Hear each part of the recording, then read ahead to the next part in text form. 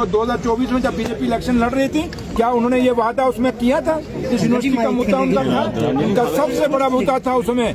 हमें जो पता है उसमें जो प्राइम मिनिस्टर साहब ने भी आके रैलियों में कहा और आप लोगों ने कवरेज किया है, जो कि आप लोग बीजेपी को सवाल नहीं पूछते। पूछिए, बीजेपी के लोगों ने उसमें कहा था कि जैसे इलेक्शन खत्म होगा जम्मू कश्मीर को स्टेट का दर्जा बहाल करेंगे, जम्मू कश्मीर की जमीनें जो हैं वो महफूज रहेंगी, बाहर के लोगों को नहीं लेने देंगे, जम्मू कश्मीर के बच्चों का रोजगार महफूज रहेगा, बाहर के लोगों को नहीं लेने देंगे। क्या जमीनें बाहर के लोग ले रहे हैं या नहीं ले रहे? क्या जम्मू कश्मीर की रोजगार जो है वो बाहर के लोगों को मिल रहा है या नहीं मिल रहा है? मैं कितनी एग्जाम्पलें आपको दे सकता हूँ, लेकिन ये सवाल मैं आप पे छोड़ता हूँ, मीडिया के लोगों, जम्मू खासकर जम्मू के मीडिया पे छोड़ता हूँ। आप ये वहाँ खोजी पता करिए कितने लोगों ने, बाहर के लोगों ने किस किस डिपार्टमेंट में नौकरियां ली हैं। आप पता करिए कि बाहर के लोगों ने कितनी जमीनें यहाँ पे ली हैं। आपने इंडस्ट्री का हालात देखा कि 28,000 पैकेज आया, उसका क्या बना? इसलिए जो मुद्दे हैं लोगों के, उन मुद्दों पे बात करिए, डाइवर्ट मत करिए। एनएलयू में एक आम गरीब आदमी जो दिहाड़ी लेता है, उसने क्या करना जी एनएलयू से? आप बात करिए तो मुद्दों के करिए। हाँ, जिन बच्चों ने लॉ करना है उनके लिए लॉ यूनिवर्सिटी जरूरी है।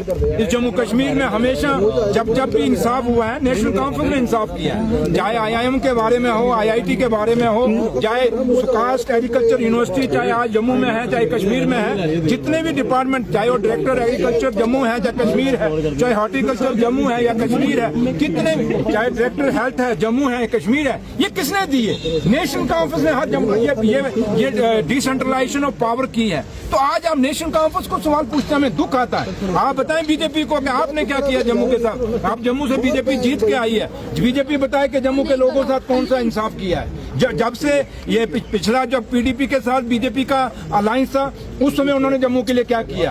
आज जब बीजेपी अपोजिशन में 29 सीटें लेके जम्मू में जीती हुई है, बताए कि इस 1.5 साल में बीजेपी ने क्या किया जम्मू के लोगों के लिए? ये दरबार मूव जो आपका है, आप भूल क्यों जाते हैं? मुझे समझ नहीं लगती आप मीडिया के लोग क्यों भूलते हैं कि आज जब डॉक्टर फारूक अब्दुल्ला साहब पे ये इतना बड़ा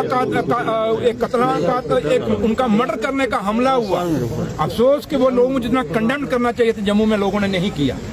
होना चाहिए था कि वो नेशनल कॉन्फ्रेंस जिनका दरबार मूव जो बंद हो गया था, किसका दौर में बंद हुआ? बीजेपी के दौर में बंद हुआ था। ये दरबार मूव किसने बंद किया था? बीजेपी के टाइम में। क्या बीजेपी का काम नहीं था खोलना?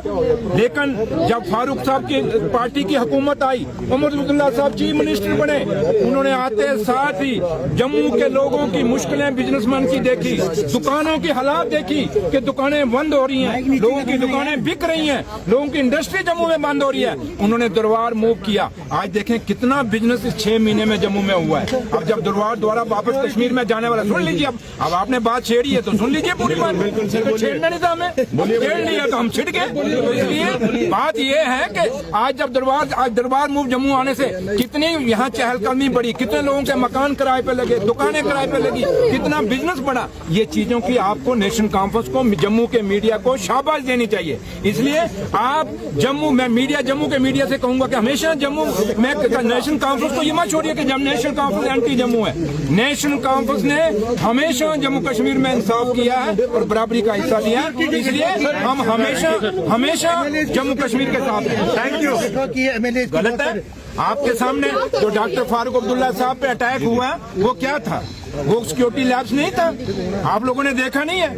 वो गोली जब चली, हम तो शुक्रगुजार हैं उस रब के, और आप लोगों को भी कितना बड़ा लीडर हमारा बच गया जम्मू कश्मीर में। वो हम तो बचे, लेकिन डॉक्टर फारूक अब्दुल्ला बहुत बड़े कदवर नेता हैं। वो देश और दुनिया में जिस लीडर का नाम है, और जिन्हों का आज कोई एक ऐसा इंसान जिसके लिए अगर मंदिर में जाएंगे तो ऐसा लगेगा वहाँ हिंदुओं के हो गए हैं, अगर गुरुद्वारा में साहब में जाएंगे तो ऐसा लगेगा डॉक्टर फारूक अब्दुल्ला सरदारों के हो गए हैं, अगर वो अपने धर्म में तो जाएंगे वहाँ तो अपने हैं ही हैं, लेकिन जिस धर्म में भी अगर कृष्णों में जाएंगे तो वहाँ उनको लगता है कि ये हमारे अपने हैं। डॉक्टर फारूक अब्दुल्ला पे जो अटैक हुआ है, वो अटैक इंसानियत पे अटैक था और एक बहुत बड़ा सिक्योरिटी लैब्स था। इसलिए ये बात आप पत्रकार लोगों को करना चाहिए, हमारे मुंह से मत करवाइए कि सिक्योरिटी पे क्या हो रहा है, कितनी सिक्योरिटी कम की जा रही है, कितनी ज्यादा की जा रही है। ये हम नहीं, ये सवाल आप पे छोड़ते हैं, आप इंसाफ करिए।